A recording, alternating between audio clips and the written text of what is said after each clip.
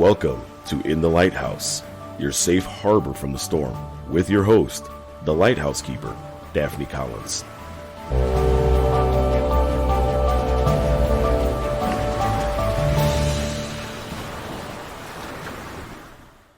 Hello, and welcome to In the Lighthouse, your safe harbor from the storm. This is Daphne Collins, your Lighthouse Keeper and host for our time together. In our last episode, the discussion of marriage was center stage, and the bonding agent to the marriage is the spoken vow. Today, we will continue with our discussion of marriage and take a closer look at another example of the importance of the marital vow. Why is there a necessity for giving a vow? What is its origin?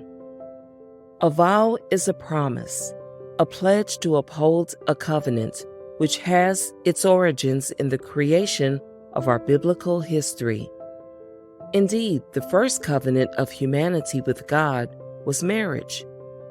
The ancient feudal understanding of this type of relationship is that it depicts the vow made by the vassal or servant to the suzerain or lord in exchange for his protection.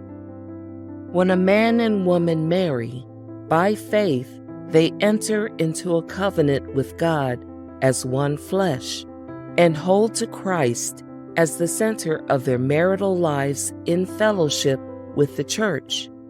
In so doing, the foundation upon which they build their marriage and how it will stand by faith is a godly one. When the storms come, and they will, this godly foundation will withstand the challenges from all sides. Many couples have recited their vows in the presence of family and friends and made a promise to support one another in all situations and not to forsake their partner if the going gets tough. This is a strong promise and one that God will judge according to its veracity.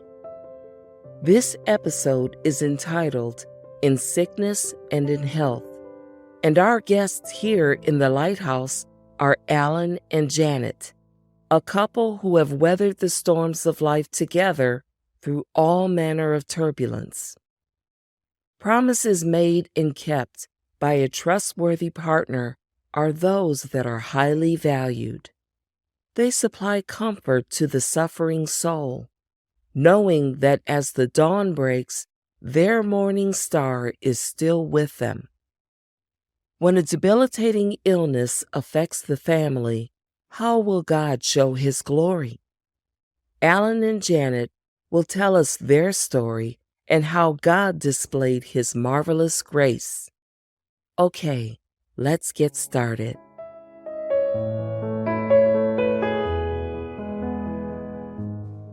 Genesis 2, verse 24 says, "For this reason, a man shall leave his father and mother, and be joined to his wife, and they shall become one flesh," to demonstrate the ordinance set forth in the marriage covenant made before God.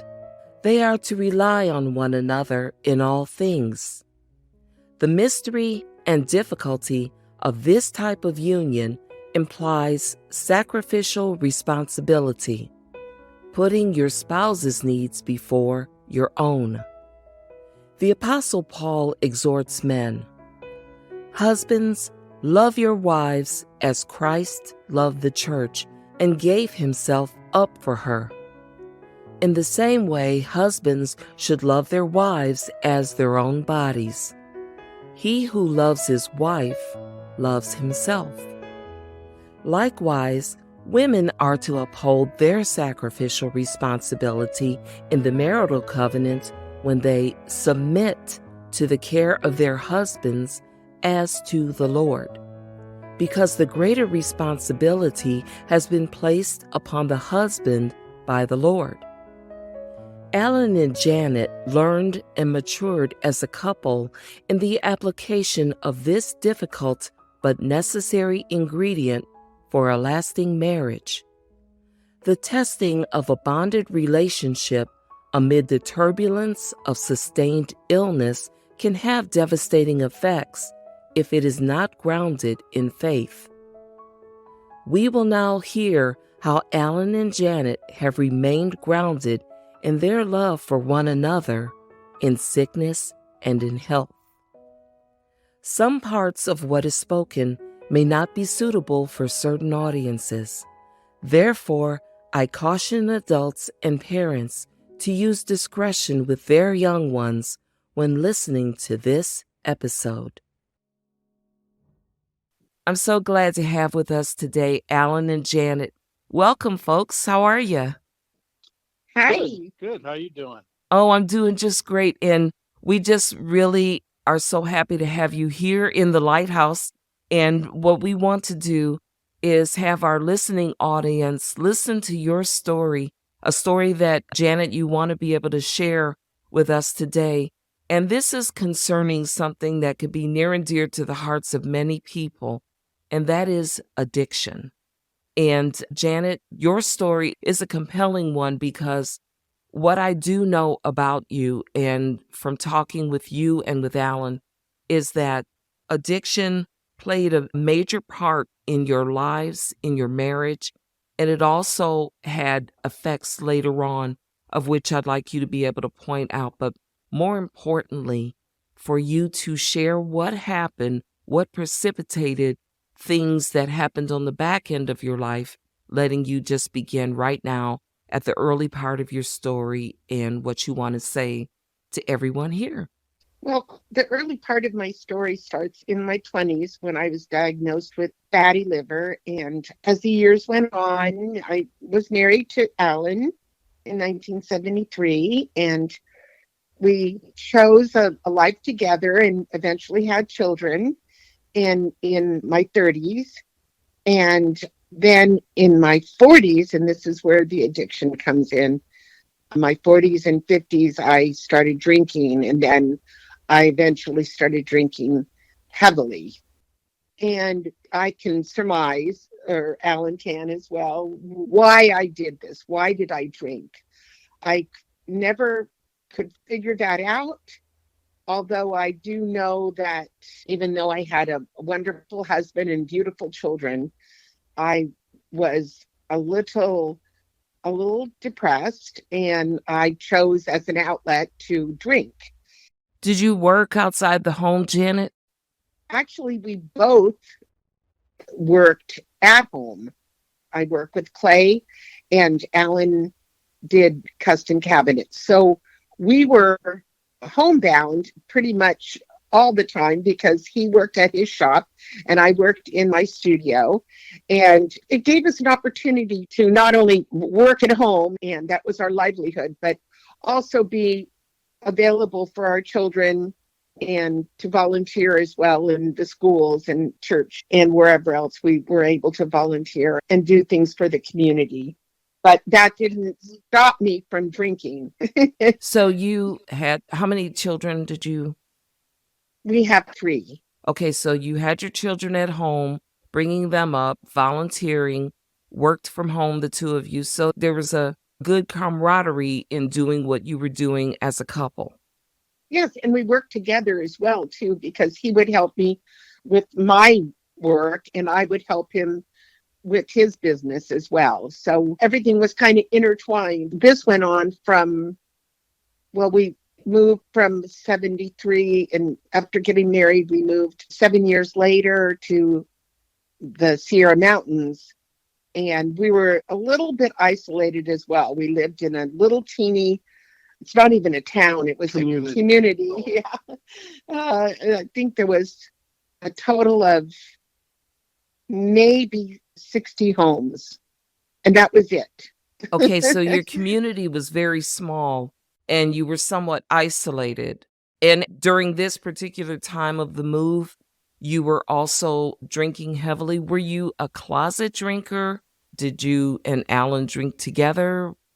You know, Daphne, the funny thing is that, I look back now and I think neither one of us, in my opinion, were like out of control drinkers. I mean, we had we both drank, and I think it just kind of developed into a habit. We never went to bars. Yeah, We never went out like that, like socially, because we were busy raising our family and working. right. We were working all the time, and then after work in the evening, I drank beer. Janet would drink some wine, and really thought nothing of it, in my opinion. So when she finally was so sick, it was like a shock. What do you mean her liver's failing? When I was informed, it was acute.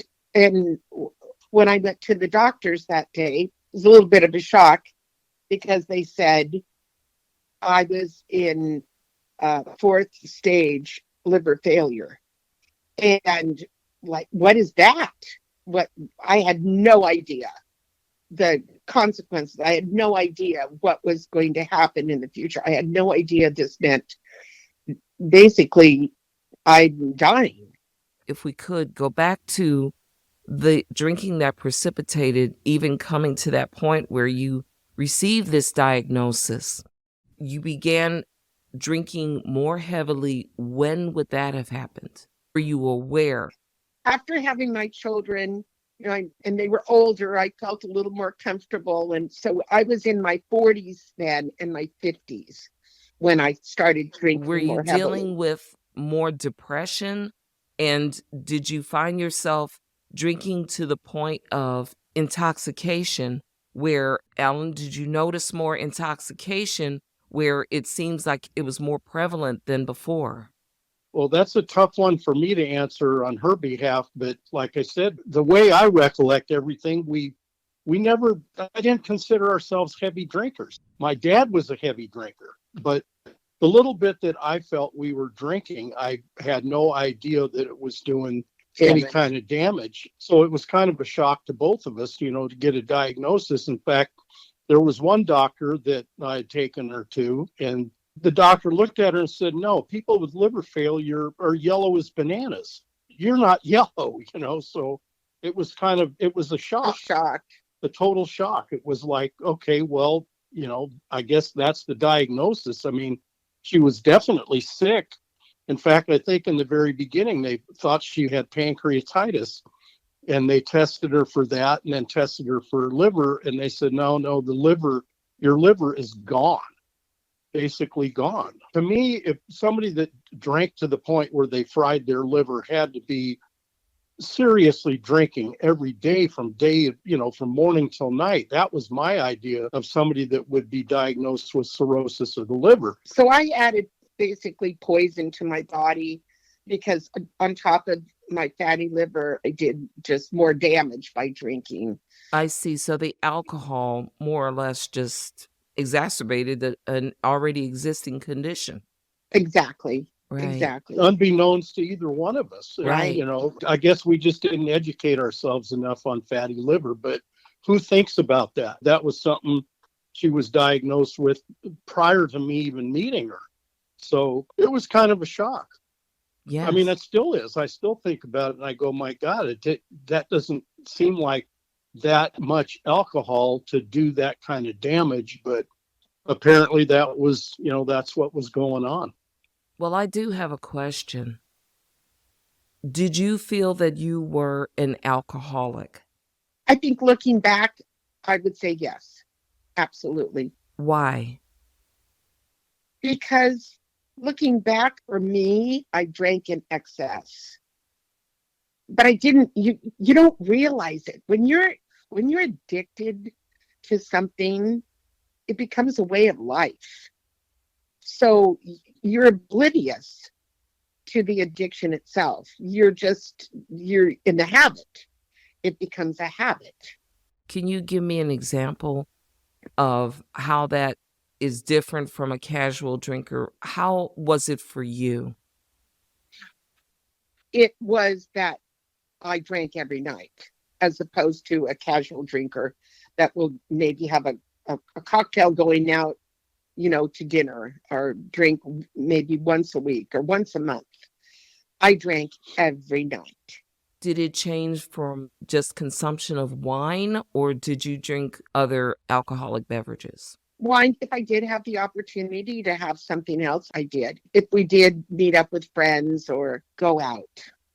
So that pretty much became part of your normal routine. Like people who like to smoke cigarettes, they light up here, light up there. And Oh, we did that too. yeah, okay, so you smoke and you okay. They o- kind of go together. Okay, The yes, it drinking and the does. Yeah. smoking. Yes, it does. And because both of you worked in the home, so during the day you're doing your clay work and taking care of things that have to do with the kids. When was your go-to? When did it all begin in the evenings? What was your routine? Alan closed the shop down, and I closed my studio down, and that's when it would start. Right then.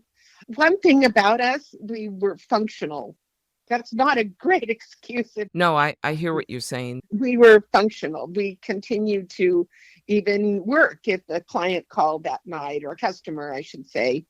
And so we were oblivious to our addiction. It didn't seem like anything other than just a habit. Right. Can you tell me of your awareness of your children's behaviors as they watched your regular routine daily in alcohol consumption? Well, like I said, we were functional, but I remember one incident that my oldest son got really upset with me one night. He says, "You have no idea how you change. Your whole personality change. You change. The things you say, the way you look. You have no idea." And I remember one night he just was yelling at me. And it was, I remember till today, because he was so upset. And I thought to myself, how can I do this to my children? I mean, I had no idea he was that observant. And it really hit home. But that didn't stop me, because when you're addicted to anything, you just go, yeah, okay. But till today, I remember how upset he was. Time went on, and we lived our lives the way we had been living them. And after being diagnosed with cirrhosis of the liver, things kind of went downhill after that. Of course, I stopped drinking immediately. When you received the diagnosis? Absolutely. Now, how did that change for you, Alan? I got to be honest. I mean, I wouldn't drink around her because I figured that the temptation might still be there. But the focus from that point turned mainly because of her illness. That was the focus then. Everything. I mean, that was everything. Life changing. To be honest, I only drank beer. I don't like beer. That's all I ever drank. When I was younger, I drank alcohol, but I stopped since we got married. Like I said, my focus was on her health. It was like, the alcohol was secondary. In fact, I don't even drink beer anymore, and I haven't for years. It definitely changed things in more ways than one. I mean, just the fact that, I couldn't work anymore because I was taking care of her. Right. She couldn't work anymore because she was so sick. And, this went on for, almost the whole year of 2010, I believe. And then they finally assigned her to hospice, and she was on hospice for more than 6 months. I think it was 6 months. And then they had to sign her up again. So technically she was on hospice twice, I think. It was palliative care, and then it went to hospice. The hospice. Yeah. So it was probably a good year of torture, palliative care, and then hospice. And then that's when my course of miracles happened, when there was a lot of hospital visits. Even though hospice is there to help you pass away peacefully, there were times where I begged Alan to take me to the hospital. She couldn't breathe. She was filling up with fluid to the point where they were draining 6 liters of fluid off of her abdomen, and lungs, sometimes every couple of weeks. And then the fluid started draining through some part of the cavity in her chest, and it was getting to the backside of her lungs, not in her lungs, but the lining between the back and your lungs. And so they had to start draining her from the front and the back. That went on for months. And then finally, she got to the point one night where she couldn't breathe at all. And I just put her in the car and I took her right to emergency. And that's when they said, well, she can't be on hospice and get medical attention. And I said, well, God, what am I supposed to do? She can't, she's gasping for air. She can't breathe. Let's take a moment for this short break. When we return, we will continue with In Sickness and in Health and our interview with Alan and Janet.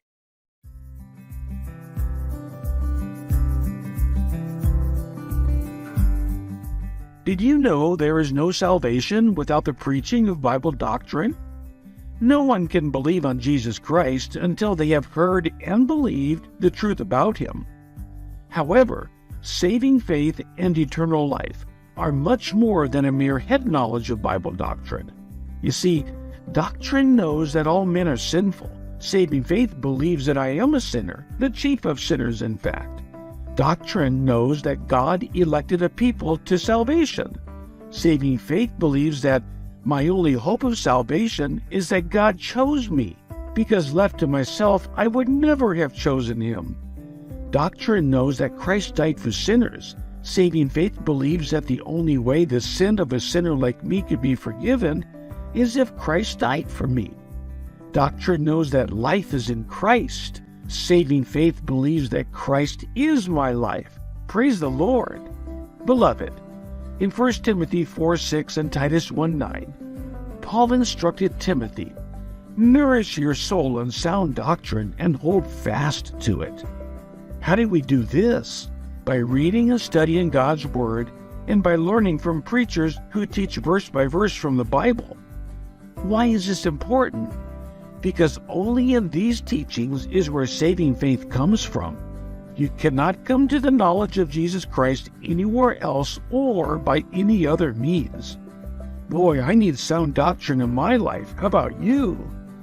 Dear Lord, give us not head knowledge, but heart knowledge, so that we will believe what sound doctrine teaches us, in order that we may embrace and experience saving faith in your precious Son.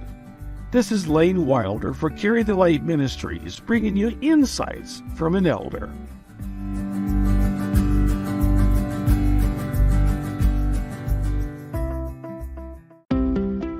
Welcome back.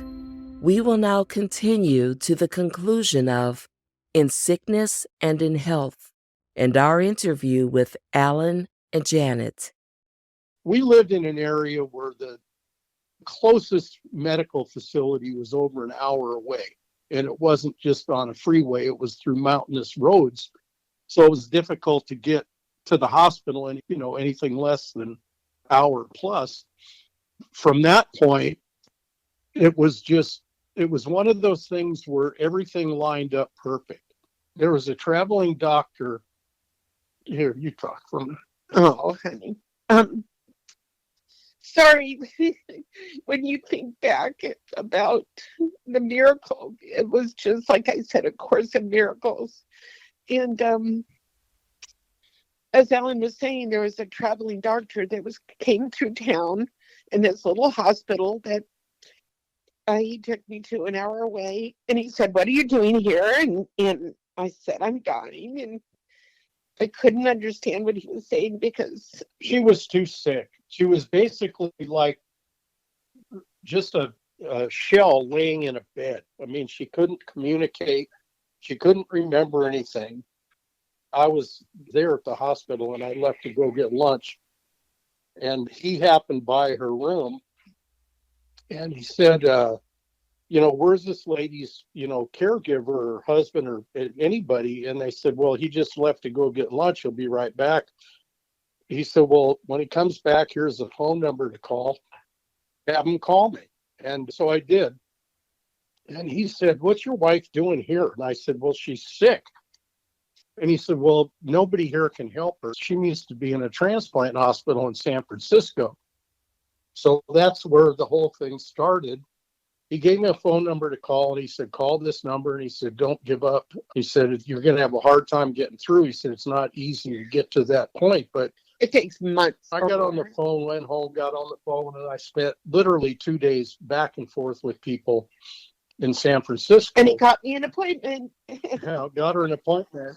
Sorry, we're both a little No, keep teary-eyed going. because Absolutely. We're so humbled by the gift I was given that it's really hard to talk about at times because we're so blessed and we're so thankful. And so we're both a little choked up, even 12 years later. Well, just to recap again, making sure I understand. Here you are in hospice care in one Yeah. area in a small hospital in the middle of nowhere. Yeah. A doctor shows up out of nowhere. Yeah. And he asks, why are you there? Why aren't you in San Francisco in a transplant hospital, a facility that could change your life? And you can barely answer because, as Alan has already indicated, you're but a shell of yourself. And so he gives his number and says, don't give up. Call this number. And Alan, he's now on a crusade to call and make an appointment. And here's where you are. You end up in San Francisco. We never even heard of organ transplant. What is that? It Right. was so far from reality at the time. It was Right. like, that isn't going to happen. There's no way in the world that's going to happen. And your odds of winning the lottery are better than. But even when I gave up, even though I didn't think I was giving up, Alan had the strength to pursue and get me there. Yes. And he prayed for strength, and he got it. And he drove me to San Francisco. It's a good 4 or 5 hours, depending. And I'm in a wheelchair on oxygen, and he takes me into my hepatologist. Hepatology, yeah. And a wonderful doctor, and she said, she's too far gone. We can't do anything for her. But we need to keep her overnight because you can't take her home. She'll die in the car. Well, that was October of 2010. And so this continued. We can't send her home with you because she's too sick and she may die in the car. So they kept me another day. And another day, and then they kept me another month, and then they kept me another month. And Alan would go back and forth because he needed to work. We needed to, we had obligations, still with our businesses. And so come that following January 2011, that's when my miracle happened, and I was able to receive the gift of life, a liver and kidney organ transplant. So you had 2 organs transplanted into your body. Yes. And what happened was when I was on hospice, my liver was gone. So my kidneys were trying so hard to filter what my liver couldn't. So that's the reason why I needed to get a kidney. I would swell up really bad. So hospice would give me Lasix, right? Yeah, well, different diuretics. Yeah. And it literally fried her kidneys. Her kidneys were fine prior to the liver failure. There was nothing wrong with her kidneys. But let me just back up a second, Daphne. There's one thing that Janet didn't kind of touch on, and it was when she first went to the hospital in San Francisco. CPMC is the hospital. When I first brought her in, the doctors that checked her out said that she's too far gone, but they said in all fairness, let's keep her and see if we can tune her up enough to get her on the transplant list. That's how she ended up in the hospital, and whatever treatments they were doing for her kind of, I don't want to say stabilized her, but helped her a little bit. And every day it was a little bit more. They did dialysis with her in the hospital. I was on dialysis 24/7 toward the end. Yeah, they had her in intensive care, I think, for I think it was the last 2 or 3 weeks that she was there. And then her main doctor was there one day when I was there. And I said, what are we looking at here? They said, well, hate to say it, but she's got about 24 to 48 hours. And if we can't find a suitable donor, it's game over. So that was, that really hit home. But in fact, I left the hospital to go back home. And I no sooner got home, which it was like a 4 or 5 hour drive, then they called from the hospital and said, what was it, midnight or something? Yeah, it was after 12 when I got back to the house. And as soon as I got there, I think it was within about 5 minutes, the phone rang.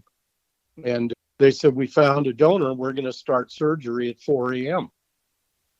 So I grabbed... they all got in the car. Got the kids, went back in the car, went back to San Francisco, and we got back there, I think, around 4:30 in the morning.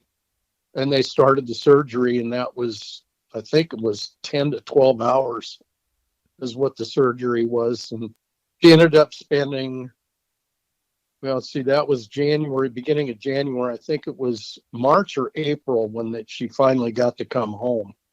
So she spent quite a bit of time in the hospital, and God knows how many times back and forth since then, but a miracle, I'd like to, an absolute miracle. It was an absolute miracle that they were able to sustain you until the organs could be found, and that you were moved up rapidly on the list to be a recipient of those 2 organs. I went from a list of 3,000 to number 1 within a day. Wow. I feel really bad for the doctors because they're the ones that have to decide who gets the liver and who doesn't. And that to me is I couldn't imagine what they go through. But it's all done on scores. It's called a MELD score. And you got to get to the point where your score is high enough. You have to be well enough to sick enough to get the organ and well enough to take the surgery. It's a real short window. It's only a matter of hours in that window. And she was just, like I said, a miracle. It was an absolute miracle that everything fell into lined place. Up perfectly. Mm-hmm. That would be a miracle. Only God could make things like this happen.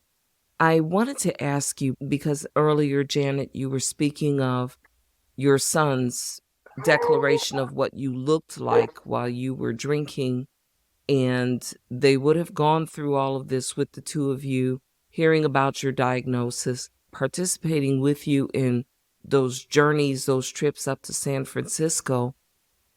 How were they through this, Alan? I know, Janet, you were going through it, but Alan, you would have had to see how your children reacted and how they behaved during these situations. The consequence of decades earlier of drinking led to something which led to something else, and a miracle occurred. And they're seeing all this going about in your family. You guys are all in this together.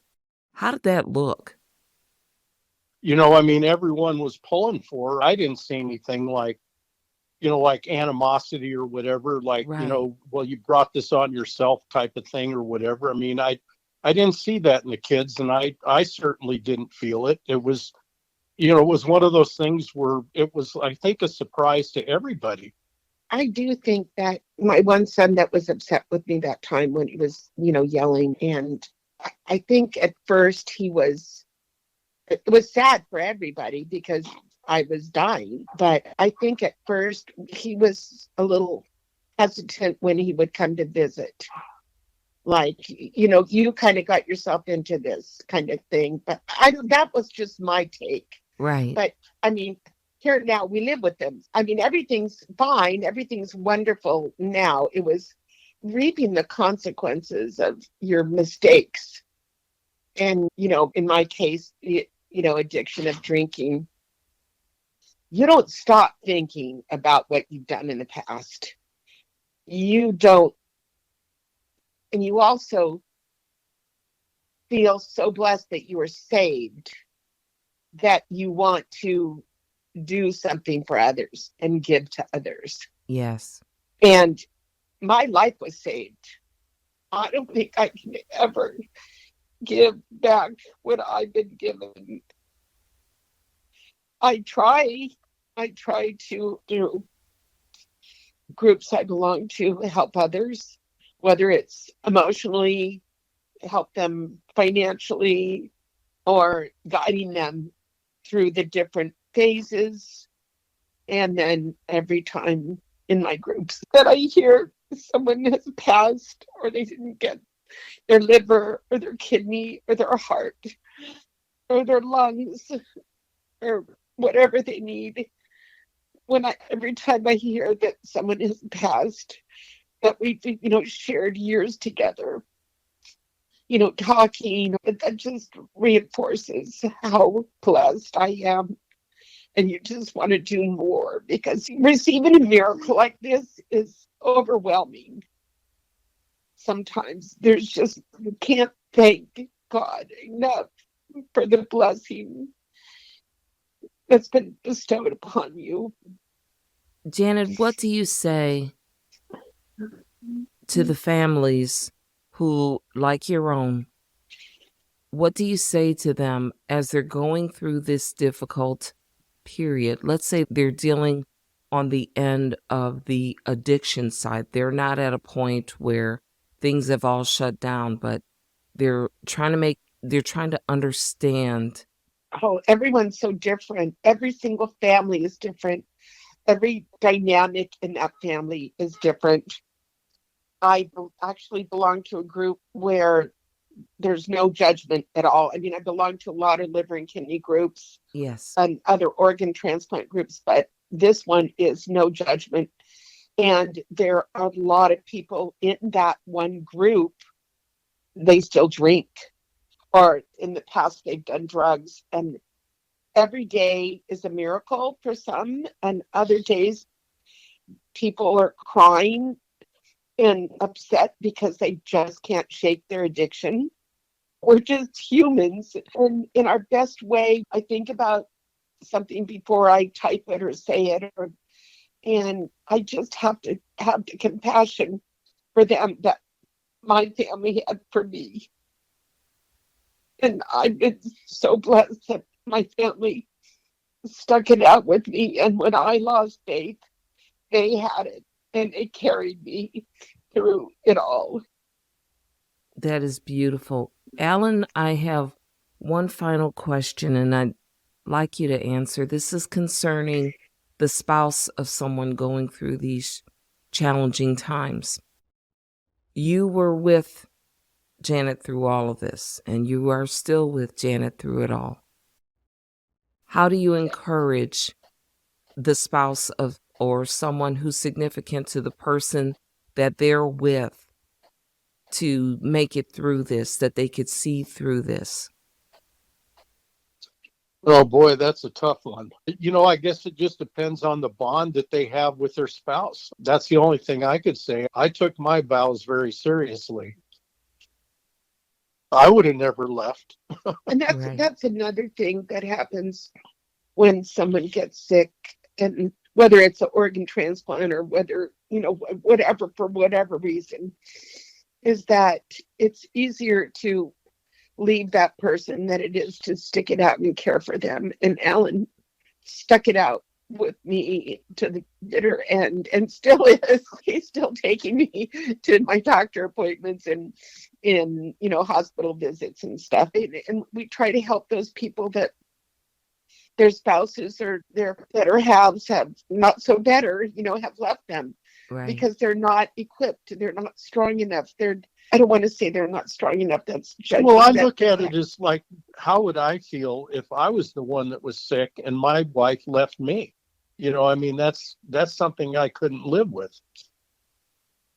I could, the guilt of leaving would eat me up. I couldn't do it. But there's people that, I guess it's just, to me, it depends on the strength of your bond. But not just spouses, or not just that are have some, boyfriends or girlfriends or whatever, a significant other. Not just that, it's families Family that as are well. torn apart Yes. through, situations of ill health, and because people, they don't necessarily know how to handle it. And thank goodness Alan knew how to handle it. Well, it's something you can't really study But for. No, yeah, it's not. And another very important component in that is faith. Where you are in your faith, the two of you witnessed the miracle happening. And you can't deny that it happened because it happened to you. You're still here to tell your story, and others will be blessed because hearing a story of overcoming, and a very important part of this story is the fact that the two of you, Alan stuck with you by your side and is still with you even to this day. That's what a true marriage is. It's a partnership. It's living through life with that partner, that they're not alone in this, and that the family stayed with you. You guys are, as a family, are stronger. All this has made you stronger as a family, and it is so beautiful. We are. And I'd like to add that, we didn't do this on our own just as a family. Alan prayed for strength. Exactly. That he could get through this. Yes. Because I lost my strength in being so ill. Yes. And I couldn't even think clearly, let alone pray. But he never stopped praying, ever. And that's what kept him strong, to keep the family going and keep me going. Well, I want to thank the two of you for sharing this story. It's such a beautiful depiction of faithfulness with one another. Through the thick and thin, the vow is made at the marriage at the altar in front of witnesses. And Alan has already shown the two of you together that you're yoked in such a way where you won't give up on one another, even through the most difficult times, even when it's life or death. Amen. That's a beautiful thing to see. And it's encouraging to me and to anyone who hears this story. Alan and Janet, thank you so much for being in the lighthouse with me today. Thank you, Daphne. Thank you, Daphne. I just hope that this helps other people. Thank you for the opportunity to share our story and get it out there. And my story is one of hundreds of thousands. So this is just, like I said, my story is probably nothing compared to other people. I have a friend right now who's waiting for his second heart. He's much younger than me, and he's waiting for a second heart, and his first one failed. And all we can do now for him is just pray and hope he receives the miracle that I did. Well, let's hope and pray that. And Yes. We'll just look at this story. And it's not a simple story. It's another light in the darkness. This is victory for your family. And I hope a blessing to many people who hear it. So thank you, Janet and Alan. Thank you. Thank you, Daphne.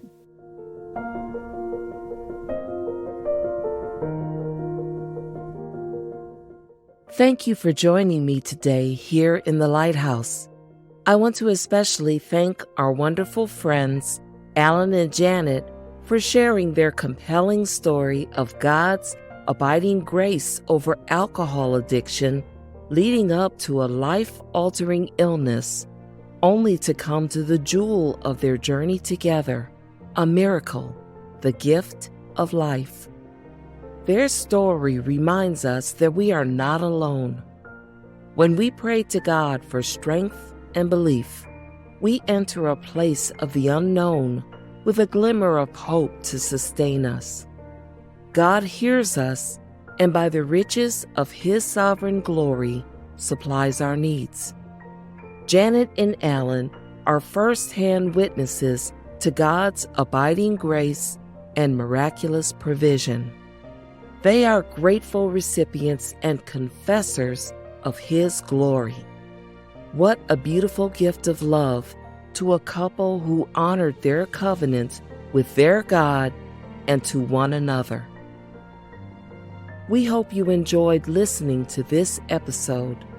Please let us know your thoughts by emailing us at thelighthouse@carrythelightministries.com or leaving a comment below.